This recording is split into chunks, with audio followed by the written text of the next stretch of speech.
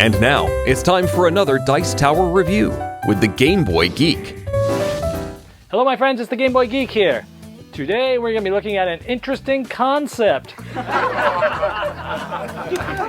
going to be looking at the game called Concept. It's a cerebral party game by Repos Productions for 4 or more players, ages 10 and up. Takes about 40 minutes if you play by the rules.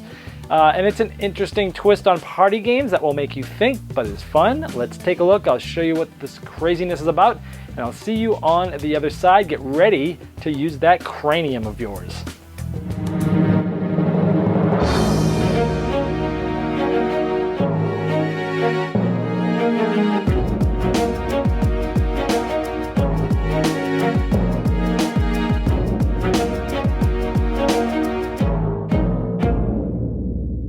Right, in Concept, we've got the board, we've got some cards, we've got some things that you will show what the concept is, some player aids, and some scoring tokens. Let's take a look at what you're trying to do.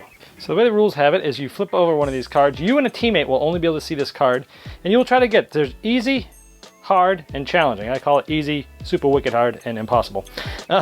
And so you're trying to get somebody else that's not on your team, essentially to guess. There's going to be a bunch of guessers and 2 of you are on a team, trying to spell out pretty much a concept that will get them to guess one of these. So let's say we just chose together elephant, and we would try to get somebody in the room, other than the 2 of us, to guess elephant. Well, you can see on the board, there's all sorts of different figurines and sort of logos and icons and shapes and colors and all sorts of different things. You're going to be using only what's on this board without speaking and trying to use these to explain your concept so that somebody guesses it without speaking. It's quite a stretch. Let's check out what some of these mean.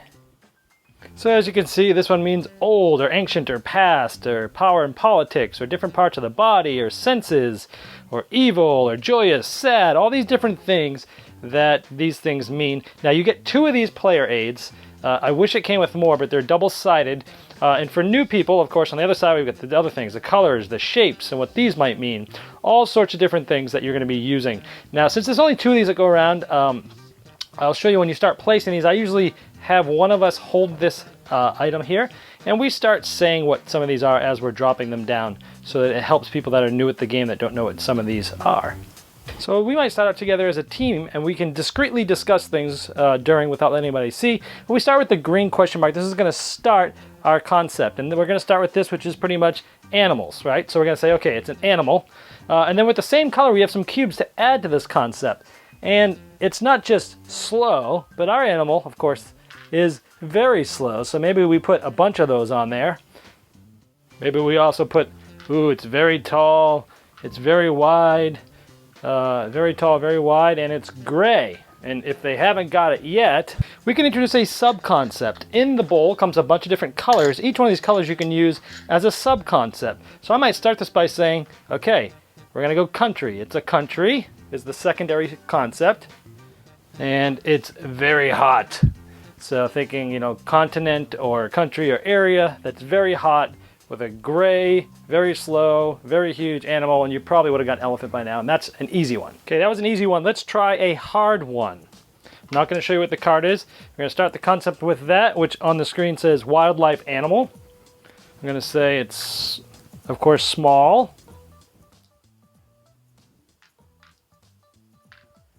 And look at all the different colors I'm putting there.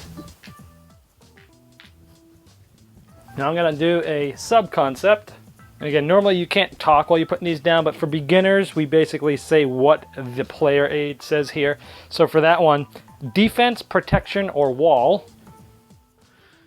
And the second concept's also using a lot of different colors. So it's an animal that's a lot of different colors, and it uses a defense, protection, or wall for a lot of different colors. Probably obvious now. Hopefully you got it right. It was chameleon. Hopefully you got it right.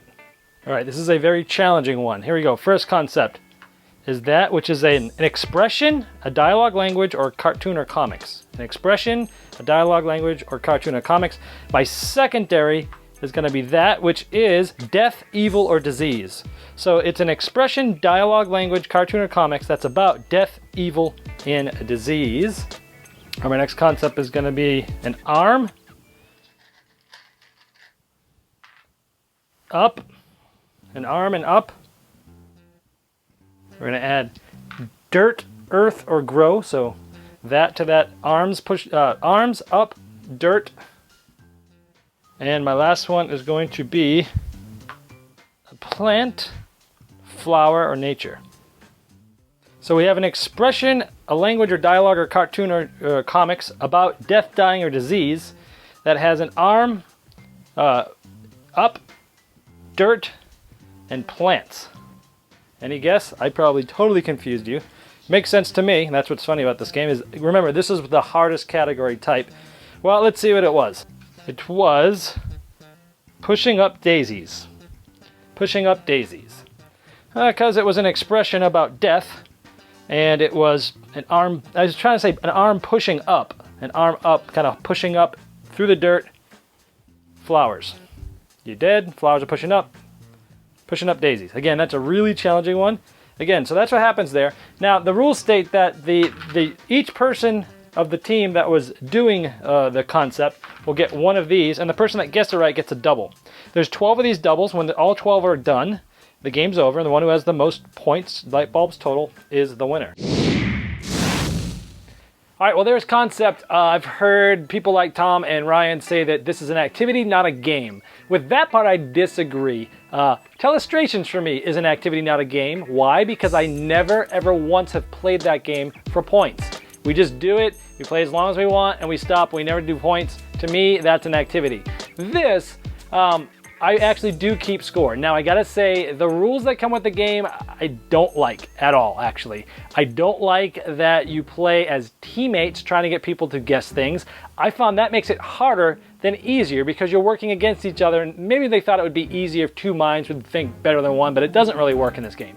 So we pretty much threw all the rules out of this game and made our own, similar to what Tom had said, but a little different. You know, one player does it, not two. You know, you each get 2 points if you get it right. There, you gotta have a timer. There was one timer. There's an easy one like Castle, and we just couldn't get it. And my dad's like, "Come on, let's just keep going. Let me keep trying." And everyone's starting to get bored and twiddling their thumbs because they're just bored. So you gotta have a timer. 2 minutes feels about right. I like the idea of giving more points depending on whether you're doing easy, medium, or hard. So much like many other party games, redraw the rules to fit your house situation. The rules with the game are terrible, but the game itself is awesome. I love this game. It really makes you think differently than before. Some creative people are gonna love this game. I also played it with some people that were quite frustrated because they couldn't just quite grasp using, it's almost like Pictionary, but using your brain and symbols that are already there. And some people, it just didn't click for them and they struggled a little bit and they didn't like it as much. But for people that are creative, people that like to think a lot, like in these thinky party games, I think are really gonna like this game. It's like nothing else I've ever played. And it is a good party game that you can pull out and you get some interesting things going on. So I really like the game itself if you tweak the rules out of the box because they're almost useless the way they come. But there is a good game in here, and it's not just an activity. If you actually play it with your own rules, but keep score, it can really be a fun party game.